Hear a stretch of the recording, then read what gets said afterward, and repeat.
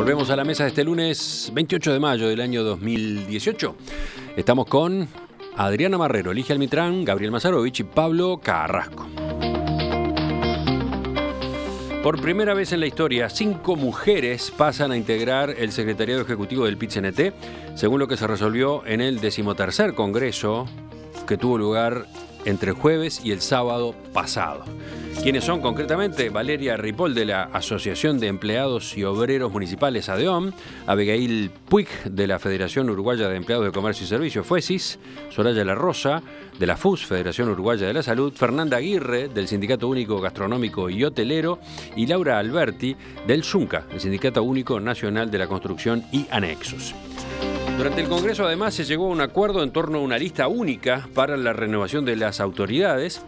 En ese acuerdo, una de las consecuencias es que Fernando Pereira continúa como presidente del PIT-CNT y Marcelo Abdala como secretario general.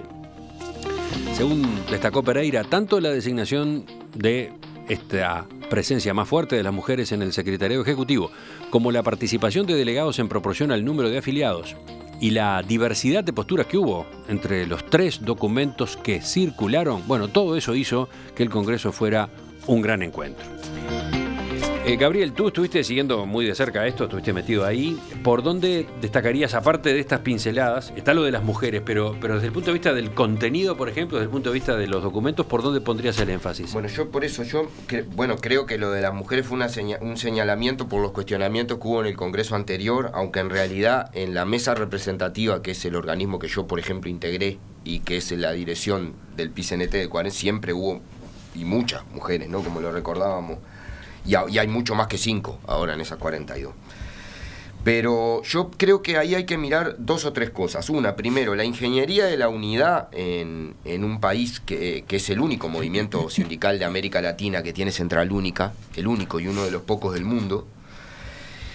Es una ingeniería compleja porque tiene que contemplarse las ramas de actividad. O sea, no es común en el movimiento sindical mundial, lo más común es que haya centrales de trabajadores públicos y centrales de trabajadores privados por otro, y después centrales ideológicas por todos lados. Acá están todos juntos. Entonces, por ejemplo, una buena lectura es... ¿Qué pasó? Pregunto, tú lo das como, a esta altura, tú lo das como eso, como un mérito, como una cualidad. ¿Lo es? ¿Lo sigue siendo? Sin ningún lugar a dudas.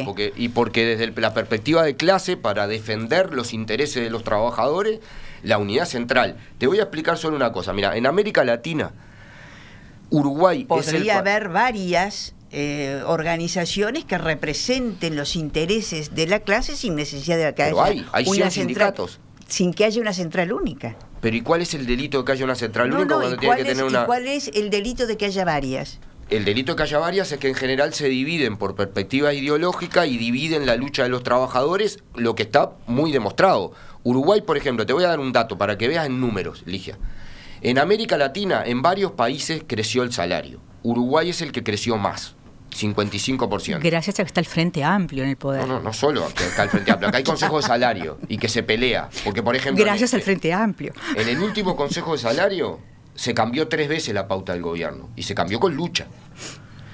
Uruguay es el único país donde en el PBI... Son afirmaciones un poco simplistas, gracias a otra cantidad de cosas, ¿no? Por ejemplo, también realidades nacionales e internacionales que posibilitaron esos aumentos. Hubo otros momentos de realidad internacional y nacional y no creció el salario así, se recuperó. Porque no estaba el Frente Amplio. Yo estoy volviéndome un poco reiterativa. Pero yo lo que digo es que también hubo lucha y Consejo de Salario y hubo unidad. Entonces, ahí en el secretariado ejecutivo, yo creo que es una gran cosa para los trabajadores que haya una central única. Hubo, desde una perspectiva de clase, claramente, una perspectiva ideológica. No olvidemos que fue una orden de la Unión Soviética. Bueno, si fue una orden de la Unión Soviética, la cumplieron muy mal, porque Uruguay es el único país que la tiene. Le cumplieron muy bien. Uruguay es el único país que la tiene, porque Argentina no la tiene, España no la tiene, Italia no la tiene. Porque son los desobedientes. No, porque primaron las concepciones ideológicas. Uruguay es el único lugar donde están unidos los trabajadores. Por ejemplo, estos 3 documentos que se votaron, que yo les contaba hoy. ¿El único lugar o el único lugar democrático? Porque si yo voy... Corea del Norte, ¿qué tiene? ¿Tiene central única? Tiene sí. sindicato único. Sí, yo te dije en América Latina, que es el único lugar donde tiene. Está la Central de Trabajadores de Cuba, sí. Cuba. Entonces, si vamos a ver, Uruguay forma parte del elenco. Es decir, Cuba, Corea del Norte y Uruguay son los países que tienen central única. Yo la vez pasada, escuchando la mesa del viernes, que me produjo todo tipo de espanto, decía, caramba, desde mi punto de vista, el sistema de sindicato único es el sistema sindical, lo que el sistema de partido único es el sistema democrático. No.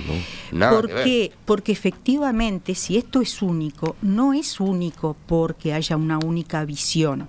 Ya sabemos que hay múltiples visiones. Por supuesto que sí, que se expresaron en este Congreso. Hay acto del 1 de mayo, hay contracto, hay recontracto, hay mucha gente que no va, hay gente que va, se para y se va del acto, como fue notorio y muy evidente.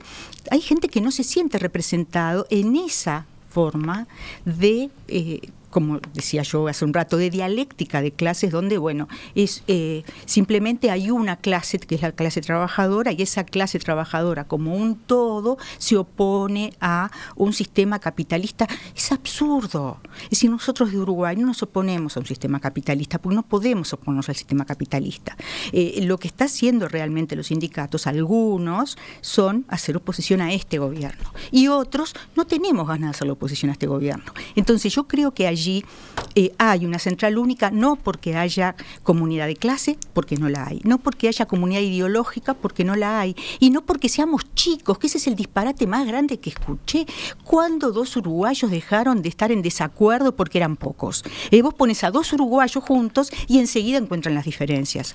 Bueno, yo creo que aclarar que estoy absolutamente en contra de todo lo que dice Adriana, ¿no? O sea, yo creo que acá la unidad de la central sindical es una unidad en la diversidad enorme que le ha permitido al movimiento sindical una lucha general. Por ejemplo, fue el único país de América Latina donde se respondió con una huelga general el golpe de Estado, porque los demás no pudieron parar ni un minuto, porque estaban divididos en 10 pedazos. El gobierno de Lula empezó en Brasil con 4 centrales, tiene 7. Los de Kirchner empezaron con 2, tienen 6, y así le va a los trabajadores, ¿no? Volvamos al Congreso. Yo lo que digo con el Congreso, hay una perspectiva de clase allí, hubo todas las opiniones, me parece que es un gran mérito, hubo 3 documentos que planteaban perspectivas muy diferentes, algunos planteaban el de José López, Adiom y Richard Reed, planteaba lo que planteaba Adriana, la lógica de si el PIT-CNT tenía que era oposición o no oposición al gobierno. Los otros planteaban que ese no era el centro. Se hizo la votación, digo porque fue muy interesante, eso lo comentábamos con Pablo, esa alianza de Richard Reed con Adiom y COFE es una cosa muy rara si uno mira el discurso público que hay del otro lado, ¿no?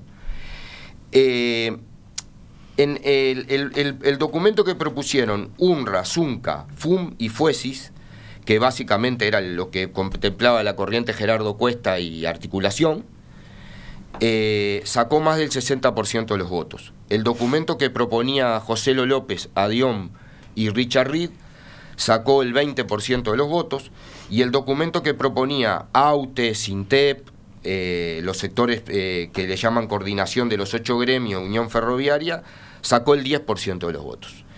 Y ahí se definió una orientación para el Congreso, y a partir de allí fue que se construyó la lista unitaria para la dirección, contemplando estas cosas. Yo creo que la dirección del PIT-CNT contempla a todas las corrientes, pero además contempla todas las realidades de las distintas ramas del movimiento sindical, si se la mira con atención, lo que es muy, muy llamativo, muy lindo de estudiar y de ver. Sí, después quizás podríamos ver también en ese documento qué es lo que se plantea con respecto a la estrategia del PIT-CNT de ahora en adelante, pero seguimos, volvemos a Pablo ahora. Está bueno ver cómo se discute la problemática interna del frente con mis dos contertulios, ¿no? Las dos posiciones, y demuestra un poco el pobre Gabriel no podía avanzar en sus comentarios sobre el Congreso, lo interrumpían de todos lados, tenía 16 del centro, de la derecha, de la izquierda, le interrumpían todos. Acá está. Y todos discrepaban además. Y para mí, bueno, eso para mí refleja lo que yo siento en relación al PIT-CNT. Para mí el carnaval y el PIT-CNT son cosas del frente. A mí, si alguien me pregunta qué es el carnaval, pues es una fiesta del partido Frente Amplio, donde se divierten, es muy popular. El PIT-CNT es la mitad del Uruguay, y entre ellos discute, como ustedes dos estaban recién discutiendo las estrategias, y las críticas son autocríticas, como la Murga cuando habla mal de un frentista está haciendo autocrítica, ¿no? Sí, nunca es contra el gobierno, digamos. Entonces, yo bueno, primero, en la prensa los ha desfavorecido mucho, porque un congreso de 2 días que termine con la noticia de que hay 5 mujeres en la dirección es de una pobreza franciscana, ¿no? En un país que arde en llamas, falta ahora todas las demás categorías, ¿no? Tenemos los trans, los obesos, habría que hacer una planilla Excel y tratar de ver la proporcionalidad de la sociedad para el resto de las categorías que falta por ahí. Porque obesas para mí, también hay mujeres. Sí, para mí, si fueran todas mujeres era exactamente lo mismo. Me merecería el mismo respeto que si fueran todos hombres. No tengo en nada en juego ahí, y no me parece que sea un tema. Pero sí me parecen otros temas. Por ejemplo, la confirmación de Marcelo Abdala, que para mí no tiene convicciones democráticas. Allí hay mucha gente que no tiene, que está excluyendo, digamos, el régimen democrático en sus ideales. La gente que apoya a Venezuela, que lo hace conscientemente, él es un caso de un admirador de Venezuela. Bueno, eso me preocupa muchísimo más en cuanto al manejo de la central que lo otro. El PIT-CNT ha dejado afuera, y lo hace permanentemente, en base a por supuesto, a los partidos tradicionales, como les decía, del carnaval, pero además a los que no trabajan, que son cada vez más, los que están sin empleo por las conquistas, por esas palabras tan amigables, ¿no? Del marxismo, las conquistas, la lucha, todo eso, han conseguido dejar afuera cada vez a más gente, cuando ese es un gran problema, y deja afuera a los rehenes, ¿no? Y con unas metodologías bastante críticas. Anoche escuchaba el anuncio de la huelga de los docentes. La reunión se hizo el sábado de noche, ¿no? El sábado de noche, siendo que la docencia son prácticamente todas mujeres, que seguramente querían estar con sus hijos en su casa, y que se resolvió en la calada, eso sí que es la calada de la noche, como dicen los brasileños, resolviéndolo. Toda esa metodología, todo ese oscurantismo eran los temas que uno esperaba se pusieran sobre la mesa, y fue una gran desilusión leer el titular: hay 5 mujeres en la mesa. A mí me alegra que Pablo incorpore la perspectiva de género, porque de eso se trata, de ver cómo una asamblea que se hace un sábado a la noche puede perjudicar más a un tipo de gente que a otro, ¿no? Más a las mujeres que a los hombres. Esa es la perspectiva de género. Así que bueno, me alegro que la incorpore. Así que no es indiferente, como bien dice Pablo, que en una asamblea haya más mujeres o más hombres. No es indiferente. Pero eso no fue para eliminar a las mujeres. No. La hacen de noche para eliminar a los que no son comunistas, que son profesionales militantes. Pero tú has admitido, porque simplemente lo pones como ejemplo, que eso perjudica a las mujeres. Entonces, bueno, son prácticas que perjudican a las mujeres y que sacan efectivamente del debate sindical cuestiones que preocupan a las mujeres, como muchas veces acá también sacamos temas que preocupan a las mujeres y venimos a hablar de cosas que realmente importan más a los hombres. Entonces, lo que se discute es relativo a un género y depende de ese género aquellas cosas que se ponen sobre la mesa.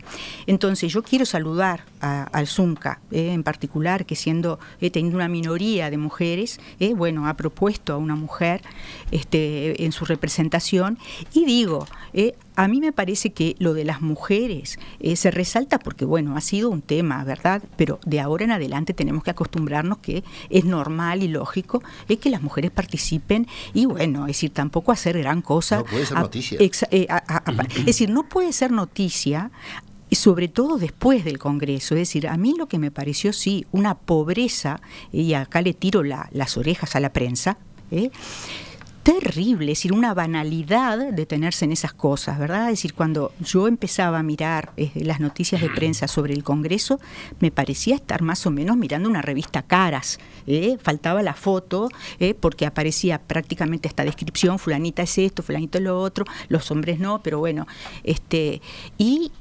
además de los nombres, de los nombres nuevos, ninguna otra cosa sobre la sustancia, que era lo que importaba, ¿no? ¿Qué salió de ese Congreso? Estas propuestas que nos estamos enterando de alguna manera por Gabriel, porque lo tenemos acá. Gabriel, pero por es el muy terreno difícil de las enterarse de las propuestas ¿Qué es lo concretas? que cabe esperar del PIT-CNT después del Congreso? Bien, yo para decir una cosa, el Congreso esta vez era abierto, ¿no? Se podía entrar, yo fui como periodista a sentarme a la tribuna a escucharlo.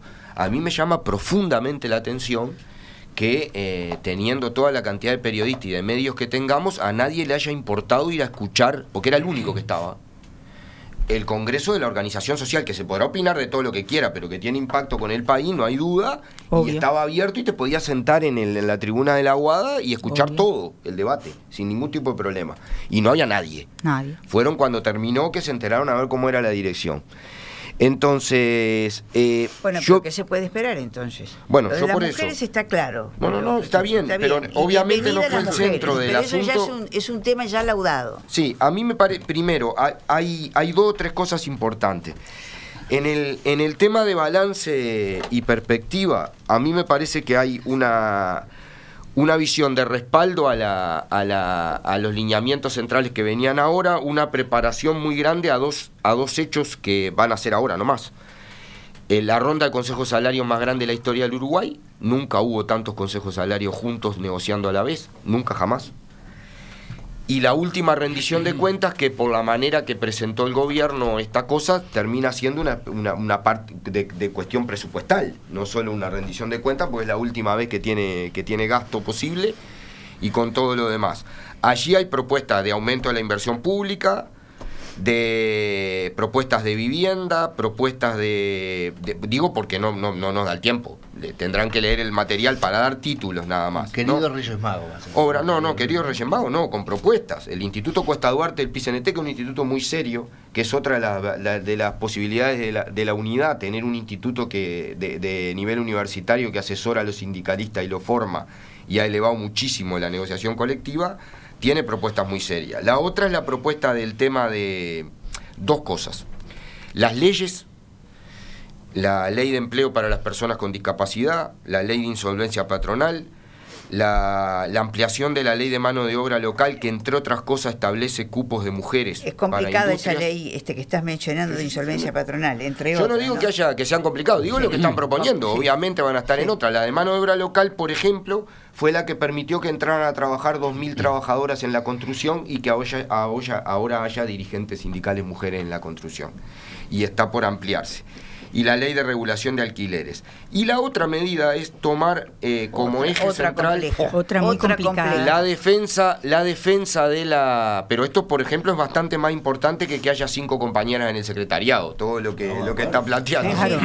La otra es, como criterio, la defensa de los salarios más bajos, o sea, ir tanto al Consejo de Salarios como PIT-CNT, como a la negociación de la rendición de cuentas, pidiendo prioridad especial en los salarios más bajos y con propuestas para el empleo, que hay una batería de propuestas para generar el empleo, porque hay gran preocupación por el aumento de la desocupación, y una medida que a mí me pareció interesante y llamativa, en lo que tengo experiencia del movimiento sindical, que es hacer un esfuerzo desde la central y desde los sindicatos más fuertes por fortalecer la organización de los sindicatos más débiles, en particular de los forestales, de los rurales, de las trabajadoras domésticas y de las áreas de logística, de comercio y servicio. Sobre esos lineamientos, así muy en resumen, planteados por Gabriel. ¿Comentarios de ustedes? Sí, ¿Cerramos? bueno, pero esos deberían ser la sustancia. Lo que le resulta llamativo, no es nuevo, bueno, siempre fortalecer a los sindicatos más nuevos, pero lo que a mí me resulta llamativo son esas propuestas de nuevos proyectos de ley que de alguna manera cambian lo que es un paradigma muy fuerte en la sociedad uruguaya, lo de los arrendamientos, lo de las empresas que cierran, etcétera. Eso es eso es tropezar 2 veces con la misma piedra, sí, ¿no? Es decir, como ver la piedra y entonces, dirigirse hacia ahí. Significan... No, estoy totalmente de acuerdo. No, está bien, yo sé que son polémicos, lo que digo es que estos temas tuvieron propuestos. Y también es interesante, que lo que pasa es que ese tendría que haber sido el tema, ¿no? Es decir, cómo justamente el Cuesta Duarte es uno de los pilares de la oposición al equipo económico del gobierno, ¿no? Es decir, cómo... se propone de allí toda una política económica que desde el vamos es opuesta a los objetivos más básicos que tiene el gobierno, con los cuales llegó al gobierno. Tengo por acá un mensaje, y no es el único, pero este es el de María, que dice: para la señora Ligia, el respeto por el otro también se demuestra en esa mesa de intercambio de ideas. Lo menciono por eso de gracias al Frente Amplio, frase que irónicamente repitió varias veces.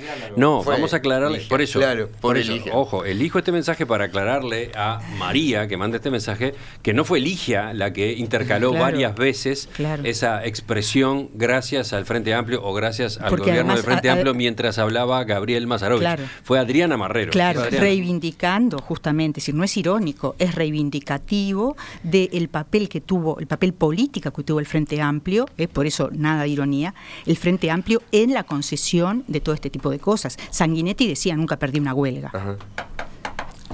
Bueno, ¿seguimos? Sí, ¿hay algún tema más para el final de la mesa de hoy?